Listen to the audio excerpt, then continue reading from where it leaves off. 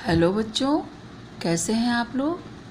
आज हम इस वीडियो में पढ़ेंगे बस समझेंगे नंदिनी हिंदी पाठ्य पुस्तक कक्षा 7 का पाठ 2 सच्ची लगन।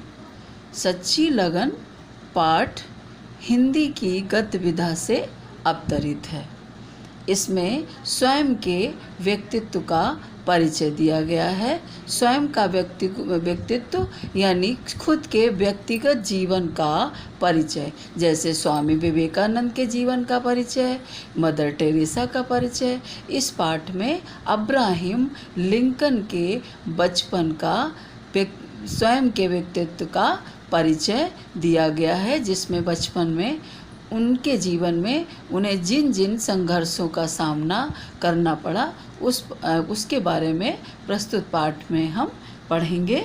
इस पाठ का मूल उद्देश्य है कठिन से कठिन विपरीत परिस्थितियों में भी हमें धैर्यता को बनाए रखते हुए लोगों में आत्मविश्वास और संवेदनशीलता अर्थात दूसरों के प्रति हमारे हृदय में अपनापन, लगाव, सहृदयता, दूसरे के हृदय के जो भी भाव हों हमें उनके प्रति सहयोग की भावना उनमें जगाकर मानवीय मनुष्यता के गुणों का हमें विकास करना, इसके बारे में प्रस्तुत पाठ में हमें बताया गया है। इस पाठ में हम सबसे पहले जब भी इस पाठ का पढ़ना आरंभ करेंगे उससे पहले एक सबसे ज़्यादा ज़रूरी ध्यान देने वाला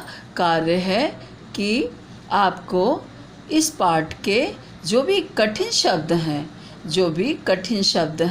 जैसे थोक विक्रेता यानी ज़्यादा मात्रा में सामान को एक साथ बेचने वाला थोक विक्रेता, याचना, प्रार्थना, जमानत, किसी की जिम्मेदारी लेना, किसी व्यक्ति की जिम्मेदारी लेकर के किसी को कहीं पे भी काम पे लगाना या अपनी जिम्मेदारी पे किसी को कुछ धन आदि दिलाना, तो उसे जमानत।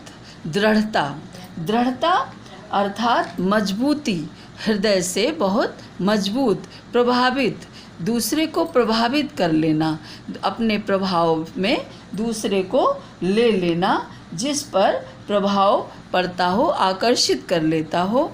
और उसके बाद इकट्ठे, एकत्रित, चकित, हैरान, जरूरत, आवश्यक, दाखिला,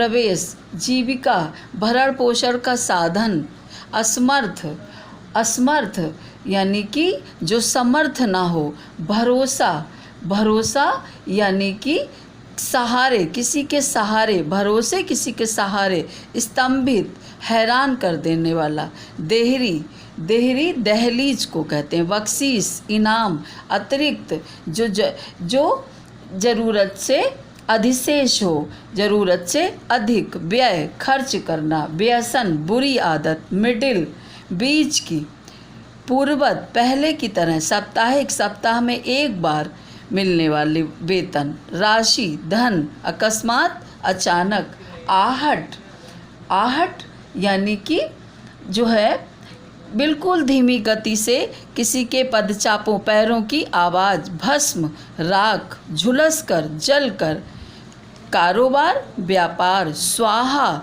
राख हो जाना, भस्म हो जाना, भावी, आने वाले समय का, अंधकार में, निराशा में, हिम्मत, साहस, समस्या, कठिनाई, समाधान, उसका निदान, धंधा, कोई कारोबार, चौपट अर्थात बर्बाद हो जाना, लगन यानी किसी कार्य को करने की धुन, पूरे जोर लगाकर, निष्ठा, दृढ़ निश्चय के साथ, भट्टी, जो आग की भट्टी होती है जिसमें कोयला डाल के आग की भट्टी को जलाया जाता, पारिश्रमिक, मेहनताना, मदद, सहायता, परिचित, जानकार, संघर्ष, टकराव, स्पर्धा और अंतिम, आखिरी, उत्तीर्ण, पास होना और दयालुता, नेकी, उदारता, सज्जनता, संदेह, शक, भ्रम। तो इस तरह से हमें पूरे पाठ के कठिन शब्दों को अंडरलाइन कर लेना, हाईलाइट कर लेना है और इन्हीं में से हमें वाक्य प्रयोगों को, इन कठिन शब्दों को पीसी कॉपी यानी गृह कार्य कॉपी में हमें लिखना है और इन्हीं में से 20 शब्दों के वाक्य आपको पीसी कॉपी, गृह कार्य कॉपी में बनाने हैं। शब्दार्थ हम इसी पुस्तक से याद करेंगे और पूरे पाठ को 2 से 3 बार दोहराकर हमें मौखिक प्रश्नों का उत्तर पीसी यानी गृह कार्य कॉपी में लिखना है और जो भी बहुविकल्पी आंसर हैं उनको पुस्तक में ही हमें उनके सही उत्तर चुन करके निशान लगाना है। लघु उत्तरी, दीर्घोत्तरी प्रश्नों के उत्तर की पीडीएफ हम आपको भेज चुके हैं। भाषा ज्ञान की भी जो भी एक्सरसाइज है उनको हम ग्रामर बुक की सहायता से खुद चुन करके उनके जो भी आंसर उत्तर हैं उनमें से हम चुन करके अपने आप प्रयास करेंगे, अन्यथा हम आपको इसके बारे में जो भी हमने आपको ये उत्तर लिखे हुए हैं इनसे भी आप उन्हें भर सकते हैं। और इसके उपरांत अब हम आपको इस पाठ को किस प्रकार पढ़ेंगे, उसका शुद्ध उच्चारण और किस तरीके से कहाँ पे रुकना है, कहाँ पे पूर्ण विराम, कहाँ पे अर्धपूर्ण विराम, कॉमाज, इन सब का ध्यान देते हुए हमें इस पाठ को पढ़ना है और पढ़ने का हमें तरीका भी ध्यान देना है। इस चीज़ का ध्यान रखेंगे, कठिन शब्दों को लिखेंगे, याद करेंगे, वाक्य प्रयोग बनाएंगे, कठिन शब्दों को याद करेंगे जिससे श्रुति लेख की परीक्षा में इन शब्दों से आपका श्रुति लेख का एग्ज़ाम लिया जाएगा, परीक्षा ली जाएगी, इसलिए ये अत्यंत आवश्यक हैं। अब हम आपको पाठ की रीडिंग पढ़ना बताते हैं कि किस तरह हमें पाठ को पढ़ना है। अखबारों के थोक विक्रेता के सामने एक दुबला पतला नन्हा बालक खड़ा था। उसकी कमीज व निक्कर में पैबंद लगे थे। अखबार वाला अखबार के बंडल गिन रहा था कि तभी उस बालक की करुण याचना उसके कानों में पड़ी। महाशय, क्या आप मुझे घूम घूम कर अखबार बेचने के लिए अपने पास रखेंगे? बड़ी मेहरबानी होगी। पहले तो एक छोटा सा दुबला पतला सा बहुत कम उम्र का नन्हा सा बच्चा जिसकी स्थिति बहुत ही ख़राब थी, फटे से कपड़े थे उसके पुराने से, तो वो एक अखबार के थोक विक्रेता जो इकट्ठे अखबारों को बेचने वाला था, उसके पास एक छोटा सा बच्चा कार्य को मांगने के लिए, किसी काम को मांगने के लिए उनके पास गया। पहले कभी अब वो अखबार विक्रेता उस बालक से क्या बोलता है उसके बारे में, पहले कभी यह काम किया है? अखबार विक्रेता ने पूछा। नहीं, पर मुझे भरोसा है कि मैं यह काम अच्छी तरह कर सकूंगा। हम जिसे अपने पास अखबार बेचने के लिए रखते हैं उससे जमानत के रूप में कुछ जमा करवाते हैं। तेरे पास क्या है जमा करने को? अब वो अखबार विक्रेता उस बालक से कहता है कि मैं अपने पास किसी को भी, जब तक कोई मेरा जानकारी का व्यक्ति ना हो या फिर उसकी कोई जमानत ना ले, कोई उसकी जिम्मेदारी ना लेने वाला हो, या फिर उसके अलावा उसके पास कुछ भी ऐसी वस्तु हो जिसको वो जमानत के रूप में यानी कि मेरे पास जमा कर दे, उसके बदले में हम उसको काम पर रखते हैं। यही हमारे यहाँ का नियम है। बालक कुछ पलों के लिए सोचता रहा, फिर बोला, अपनी ईमानदारी। बालक के स्वर की दृढ़ता से अखबार वाला प्रभावित हो गया। उसने बालक को 10 अखबार बेचने के लिए देते हुए पूछा, तुम्हारा नाम क्या है?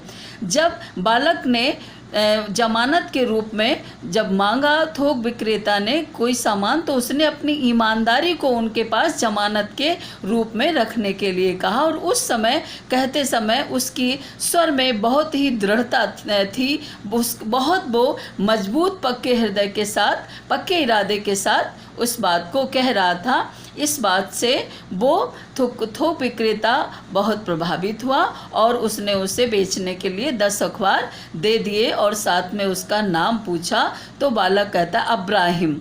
बालक ने बताया, अखबार बेचने निकल पड़ा नंगे पाँव। नाम बताकर वो बालक नंगे पाँव अखबार बेचने के लिए निकल पड़ा। उसने थोड़ी देर में वे 10 अखबार बेच दिए और वापस आकर अखबार वाले के पास पूरे पैसे जमा करा दिए और 15 अखबार लेकर फिर निकल पड़ा। शाम तक उसने कुल 50 अखबार बेच डाले।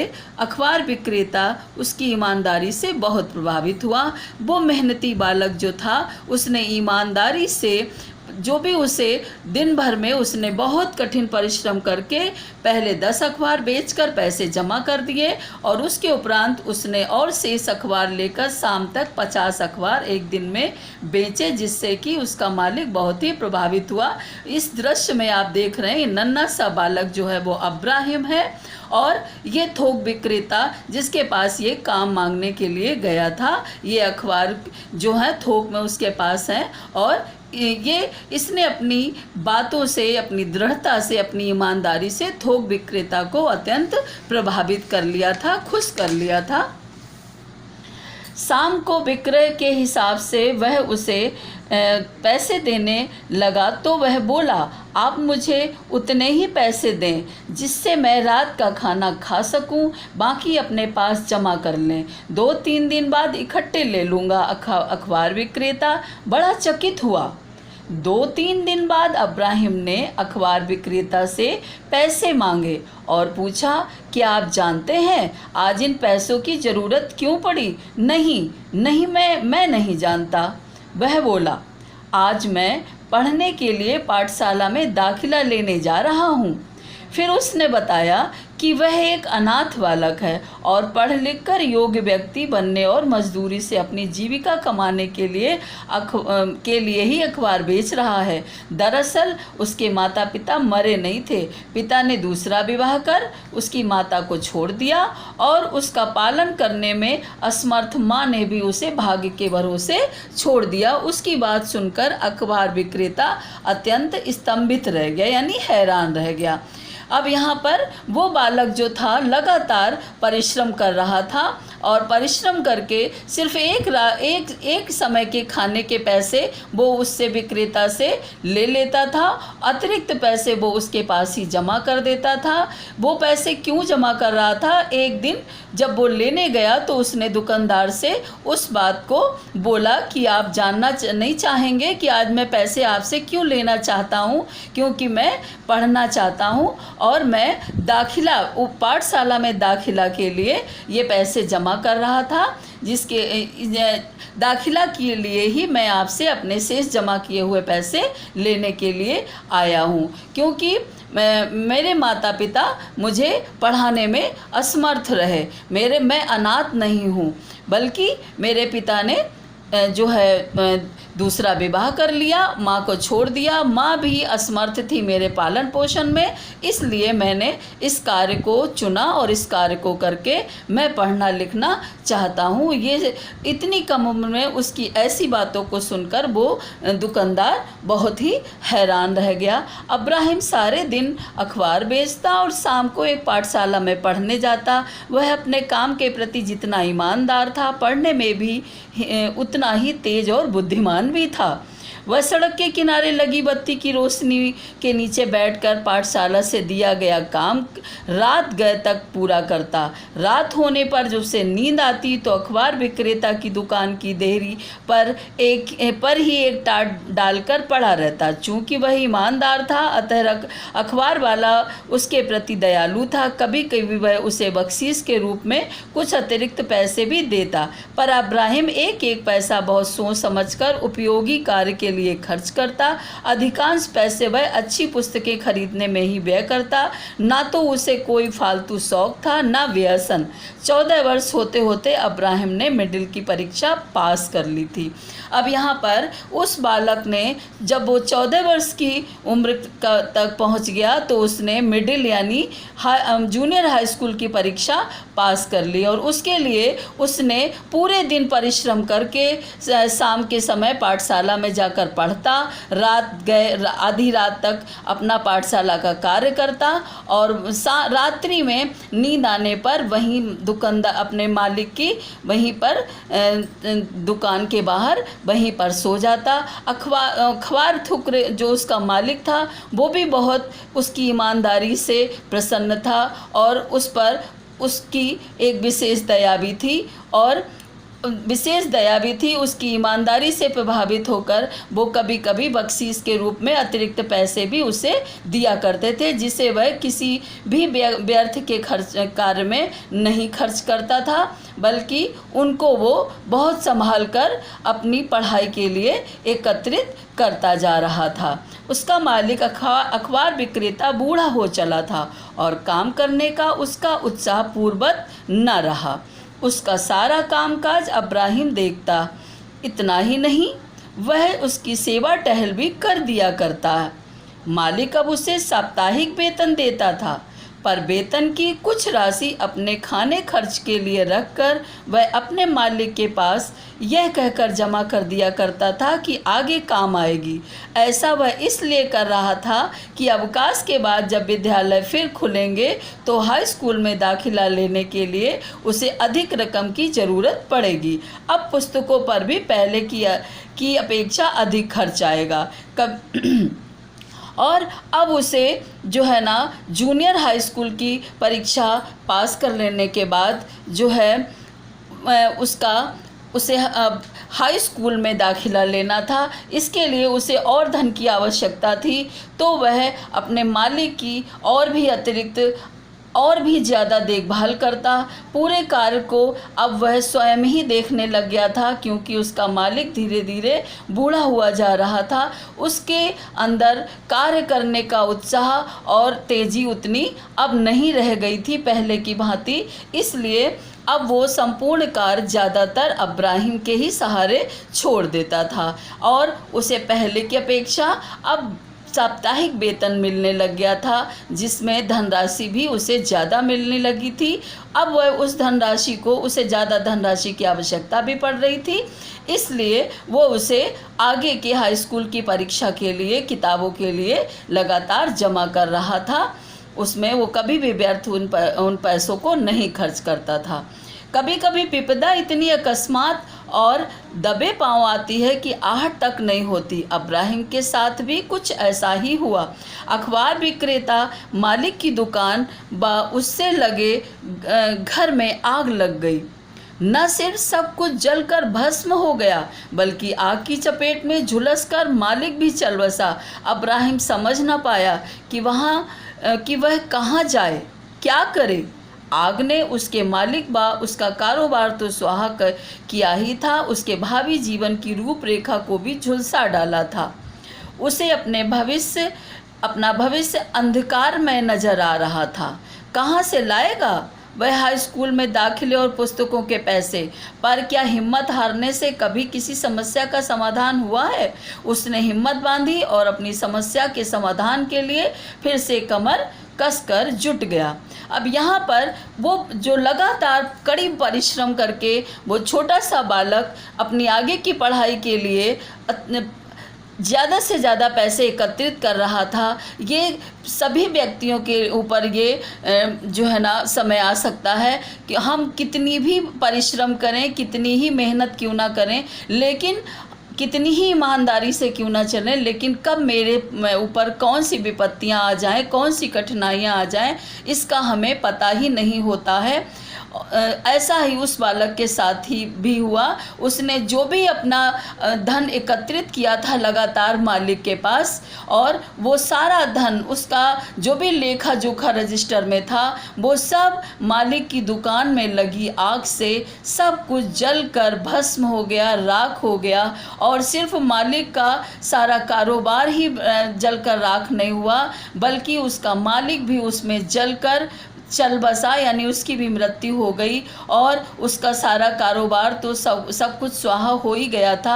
उस सब को देखकर उसे ऐसा लग रहा था कि अब उसका जीवन भी बिल्कुल निराशामय हो गया था, अंधकारमय हो गया था, क्योंकि अब उसकी आगे की पढ़ाई के पैसे जमा किए हुए कैसे मिलेंगे और वो पुस्तकें कैसे खरीदेगा, कैसे दाखिला लेगा, इस सब के बारे में सोच सोच कर वो बहुत ज़्यादा परेशान था। लेकिन उसके मन में, उसके हृदय में ये आवाज़ उसके हृदय से आई कि हिम्मत हारने से कुछ भी नहीं होता है, किसी भी समस्या का समाधान नहीं होता है। ऐसा उसने मन में दृढ़ निश्चय किया और हिम्मत से, पूरी ताकत से, पूरे साहस से उस कठिनाई का निदान करने के लिए कमर कस ली और फिर से पूरी ताकत के साथ आगे की समस्या का हल निकालने में जुट गया। उसके मालिक के कुछ दयालु ग्राहकों ने अपने पुराने बिलों का भुगतान अब्राहिम को किया, पर अब्राहिम ने वह राशि अपने मालिक के घर वालों को दे दी। यद्यपि धंधा पूरी तरह से चौपट हो चुका था और यदि वह उस राशि को अपने पास रख भी लेता तो उसके मालिक, उसके घर वालों को पता तक न चलता। फिर भी उसने वैसा नहीं किया, और तो और अपने मालिक के घर वालों को यह तक न बताया कि उसकी काफ़ी रकम उसके मालिक के पास जमा थी। अब यहाँ पर उस नन्हे से बालक की ईमानदारी जो है वो अत्यंत स्तंभित करने वाली थी, चकित कर देने वाली थी, जो कि बड़े से बड़ों को भी समस्याएं जो हैं वो हिला देती हैं, वो भी डगमगा जाते हैं। लेकिन उस बालक ने अपनी ईमानदारी का ऐसा परिचय दिया कि जो उसके मालिक के जो भी अन्य ग्राहक थे उनके पास जो भी शेष धनराशि थी उसकी मृत्यु के बाद उन्होंने उसका अब्राहिम को भुगतान किया। वह धनराशि उसे स्वयं के हाथों में मिली।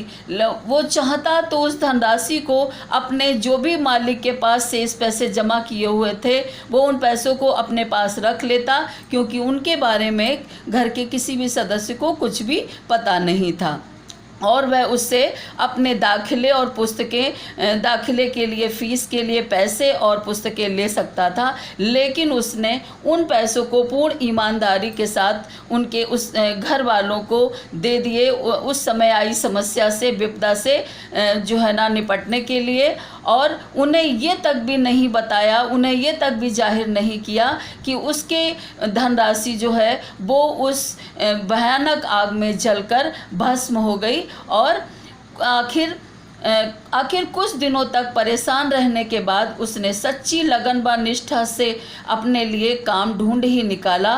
काम था एक कारखाने की भट्टी में कोयला झोंकने का।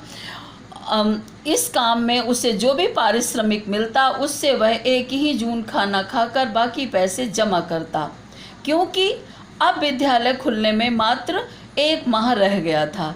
अब उसके हाई स्कूल में दाखिले के लिए मात्र 1 महीने का समय बचा था। वो बहुत परेशान था, लेकिन उसने पूरी लगन और निष्ठा के साथ हिम्मत और कोशिश की और उसे एक कारखाने में की भट्टी में कोयला झोंकने का कार्य इतना कठिन, इतने छोटे से बालक को इतना कठिन कार्य मिला था, लेकिन उसने उस कार्य को वहाँ पर करना आरंभ कर दिया और उससे जो भी उसे मेहनताना मिलता, धन मिलता, वह उसे जो है अपने पास जमा करता जा रहा था। उसमें से सिर्फ एक समय का भोजन करने भर का पैसा खर्च करता, बाकी पैसा वो जमा कर रहा था, क्योंकि उसे दाखिला लेना था। उसके लिए मात्र 1 महीना ही बचा हुआ था। पर कहते हैं कि भगवान भी उसकी मदद करता है जो अपनी मदद आप करता है। एक दूसरे अखबार विक्रेता ने, जो उसकी योग्यता से परिचित था, उसने अपने पास काम पर बुला लिया। अब वह दोपहर तक अखबार विक्रेता का कार्य करता और उसके बाद कारखाने पर जाकर काम में जुटता। जीवन में संघर्षों से उसने कभी हार नहीं मानी। इतने छोटी सी उम्र का बालक, 15 वर्ष का बालक, उसने सदैव इतना कठिन परिश्रम किया। पहले वो अपने मालिक के यहाँ भी, जब दयालु मालिक के यहाँ काम करता था अखबार के थोक विक्रेता के पास, तब भी वो वहाँ पर सुबह अखबार बेचता था, दोपहर में शाम की पाठशाला में पढ़कर रात्रि में पाठशाला का काम करता और थक के नींद में सो जाता और सुबह से फिर कार्य में लग जाता था। वो सब समाप्त हो जाने के बाद भी उसने हिम्मत नहीं हारी और दूसरी जगह कार्य ढूंढ करके वहाँ का कार्य करता।